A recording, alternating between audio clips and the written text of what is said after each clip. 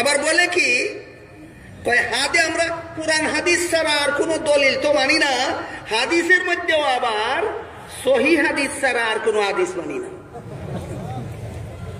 কি গুড়ার ডিম বুঝো সহিহ হাদিস অর্থ? বাংলাদেশের সাধারণ মুসলমান সহি শব্দের অর্থ বুঝে শুদ্ধ, আর সহি না অর্থ বুঝে অশুদ্ধ। কি বলেন? বাংলাদেশের সাধারণ মুসলমান সহি শব্দের অর্থ বুঝে শুদ্ধ, আর সহি না অর্থ বুঝে ভুল, অশুদ্ধ। এই অর্থ বুঝে যদি সহি হাদিস কইয়া দেখো, তাহলে তোমার মতো বান্দর জগতে আর কেউ হতে পারে না। অথচ ইলমে হাদিসের পরিভাষায় সহি হাদিস শুদ্ধ অর্থে ব্যবহৃত নয়, ভিন্ন অর্থে ব্যবহৃত। এই কথাটাই গতকাল বলেছিলাম। হাদিসের পরিভাষাগুলি বুঝার মতো যোগ্যতা অর্জন করার জন্য একটানা 10 বছর মাদ্রাসায় কোনো না কোনো উস্তাদের কাছে লেখাপড়া করতে হয়। এই সমস্ত চরমপন্থী লামাযহাবীরা কোনো উস্তাদের কাছেও নয়, কোনো মাদ্রাসায় নয়, নিয়মিত লেখাপড়া করে না। বাজার থেকে চটি বই কিনে কিনে বাংলা অনুবাদ করে পরে বলে বুখারী শরীফে পাইছি। এরা কয় সহি হাদিস ছাড়া কোনো হাদিস মানে না। অথচ সাধারণ মুসলমানে বুঝে নেয় ঠিক কথাই তো, হাদিস সহি না হইলে মানবো কেন? তাহলে এখানে জনসাধারণ সহি বলতে কি বুঝে? শুদ্ধ বুঝে। হাদিস সহি না বলতে ভুল বুঝে। এখানে কত বড় বানরামিটা করে এটা বোঝার জন্য আপনাদেরকে একটা উদাহরণ শোনাচ্ছি, শুনুন। আপনারা জানেন সারা দুনিয়ার সমস্ত সহি হাদিসের কিতাবের মধ্যে সবচেয়ে সর্বশ্রেষ্ঠ সহি হাদিসের কিতাব হইল সহি বুখারী শরীফ। অনেক লম্বা নাম আছে, এটা অতি সংক্ষিপ্ত নাম হলো সহিহুল বুখারী, আর মাদ্রাসার ছাত্র উস্তাদগণের পরিভাষায় বলে সহি বুখারী শরীফ। এই ইমাম বুখারী রহমতুল্লাহি আলাইহি, যিনি সহি বুখারী শরীফ নামের সহি হাদিসের কিতাব লিখেছেন, ইমাম বুখারীর সংরক্ষণে 6 লক্ষ হাদিস ছিল। বলুন, ইমাম বুখারী রহমতুল্লাহের সংরক্ষণে কি পরিমাণ হাদিস ছিল? 6 লক্ষ হাদিস ছিল। 3 লক্ষ হাদিস উনার মুখস্থ ছিল, আরো 3 লক্ষ হাদিস উনার কাছে লিপিবদ্ধ ছিল। এর মধ্যে থেকে বাছাই করে সহিহ বুখারী শরীফের মধ্যে, উনার কিতাবের মধ্যে প্রসিদ্ধ বিবরণ মতে মাত্র 6275 খানা হাদিস লিখেছেন, অর্থাৎ প্রায় 6000 হাদিস এই কিতাবে লিখেছেন। 6 লক্ষ হাদিস থেকে বাছাই করে 6000 হাদিস লিখলেন। আর 5,94,000 হাদিস লিখলেন না কেন প্রশ্নের জবাবে তিনি নিজেই বলেন, এই হাদিসগুলি আমার যাচাইয়ে সহিহ নয়। কথা বুঝে থাকে? বলুন, ইমাম বুখারীর সংরক্ষণে কি পরিমাণ হাদিস ছিল? এর মধ্যে বুখারী শরীফে লেখছেন মাত্র, সহিহ বুখারীতে লেখছেন মাত্র প্রায় 6000, আর বাকি রইল 5,94,000। এই 5,94,000 হাদিস তিনি লেখলেন না কেন? এর কারণ দর্শাইয়া তিনি নিজেই কি বলেন, বাকি 5,94,000 হাদিস আমার যাচাইয়ে সহিহ নয়। তাহলে সহিহ নয় অর্থ যদি ভুল হইয়া থাকে, তাইলে এই লামাযহাবীরা বলো তোমার নবী কি 5,94,000 ভুল কথা বলেছিলেন?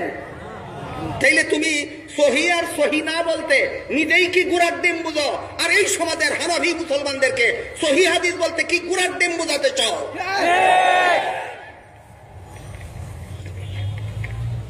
তাই আপনাদের আর ঘুমিয়ে থাকার সময় নেই।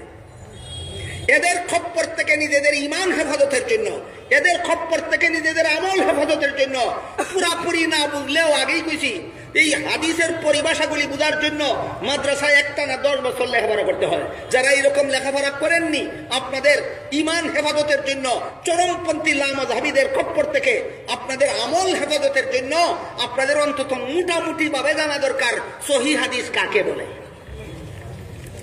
রাসূলের 3টা জিনিসের নাম রাসূলের হাদিস: রাসূলের কথা, রাসূলের কাজ, রাসূলের সমর্থন। এই 3টা জিনিসের নাম হাদিস। আমাদের যুগ পর্যন্ত রাসূলের হাদিসগুলি পৌঁছলো কিভাবে? বর্ণনা পরম্পরায়। রাসূলের কাছ থেকে হাদিস বর্ণনা করেছেন তার সাহাবী, সাহাবীর কাছ থেকে হাদিস বর্ণনা করেছেন তাবেঈ, তাবেঈর কাছ থেকে হাদিস বর্ণনা করেছেন তাবে তাবেঈ, তার কাছ থেকে তার ছাত্র, তার কাছ থেকে তার ছাত্র, তার কাছ থেকে তার ছাত্র। এইরকম একটা বর্ণনা সূত্রে সর্বযুগে রাসূলের হাদিস উম্মতের কাছে পৌঁছে। বুঝে থাকতে বলুন, রাসূলের হাদিসগুলি আমরা এমনিতেই পাই না বর্ণনা সূত্রে পাই? এই সমস্ত বর্ণনাকারীদের একটা হাদিসের যত বর্ণনাকারী আছে, এর এক একজন বর্ণনাকারীকে পৃথক পৃথক ভাবে ইলমে হাদিসের পরিভাষায় রাবি বলা হয়। আর একটা হাদিস যতজন বর্ণনাকারীর মাধ্যমে আমি পর্যন্ত পৌঁছলো, এই সমস্ত বর্ণনাকারীদের সমষ্টিকে হাদিসের সনদ বলা হয়। আর বর্ণিত হাদিসটাকে ইলমে হাদিসের পরিভাষায় হাদিসের মতন বলা হয়। এবার বলুন, রসুলের হাদিস বর্ণনা করার জন্য কোনো যোগ্যতার দরকার নাই না যোগ্যতার দরকার আছে? এবার বলুন, কোন রকমের যোগ্যতা, কোন একটা যোগ্যতা কি সর্বলোকের মধ্যে এক সমান ভাবে তাকে না বেশ কম হয়? ঠিক তেমনি ভাবে রসুলের হাদিস বর্ণনাকারীদের মধ্যেও যোগ্যতার বেশ কম হয়। মুহাদ্দিসিনে কেরাম এই যোগ্যতার বেশ কমের কারণে হাদিস বর্ণনাকারীদের যোগ্যতাটাকে 3 ভাগে বিভক্ত করেছেন।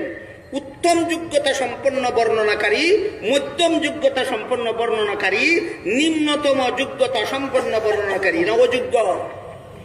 হ্যাঁ, নিম্নতম যোগ্যতা, অযোগ্য নয়। অযোগ্যের বর্ণিত হাদিস গ্রহণযোগ্য নয়।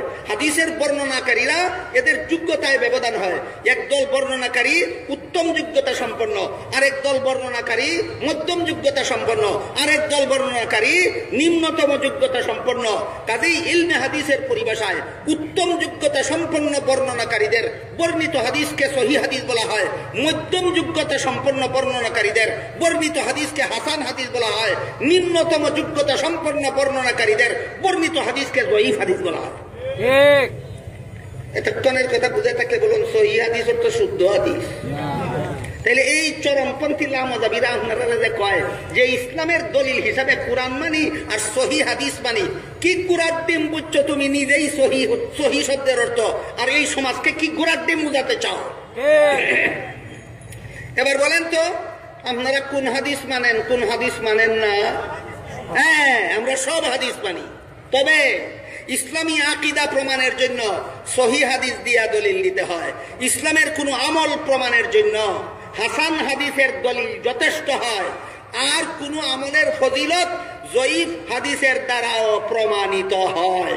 সুতরাং আকীদার বেলায় আমরা সহিহ হাদিস মানি, আমলের বেলায় আমরা হাসান হাদিস মানি, ফজিলতের বেলায় আমরা যঈফ হাদিসও মানি। কথা পরিষ্কার বুঝলেন? সুতরাং এরা যে বলে যে ইসলামী শরীয়তের দলিল হিসাবে আমরা কুরআন মানি, হাদিস মানি, আর কিচ্ছু মানি না, এই কথাটা কি বাস্তব না ভ্রান্ত মতবাদ? এই লামাযহাবীদের ভ্রান্ত মতবাদ, এদের আকীদা ভ্রান্ত, এদের আমল ভ্রান্ত।